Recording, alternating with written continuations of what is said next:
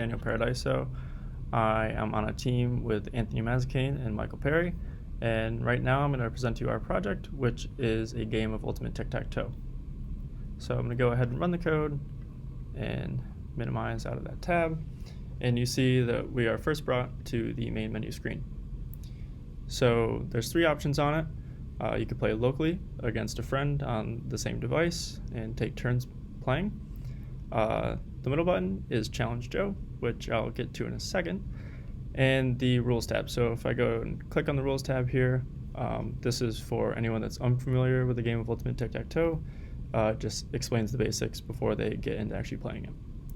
So if we go and quit out of this tab, and I'll explain how to play in the Play Local tab, where the first move is normally like a game of tic-tac-toe, which is X player goes first, but you see now that in each of the squares it's actually a 3x3 with a regular game of tic-tac-toe within each of the squares.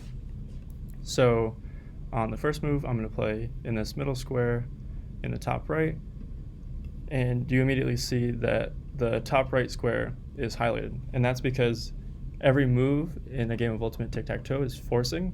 So wherever you play, like I played in the top right of this square, so your opponent has to play in the top right square of the larger board. So I can play in the middle, which will send the X player back to the middle, and I'll go to the top left, which sends the O player to the top left, and back to the middle board, where I can get 3 in a row.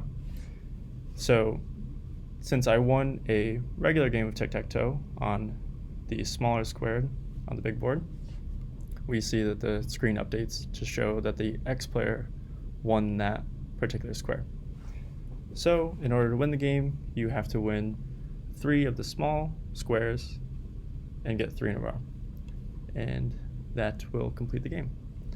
So to get to the more exciting part, we're going to quit out of this and we'll start talking about Joe. So what is Joe, or who is Joe? Joe is the AI that we created so that you can play against and try and beat. So if we click on Joe and try and challenge him, let's see how he's going to do. So again, I'll play in the top right of the middle square, and Joe is forced to play in that top right square.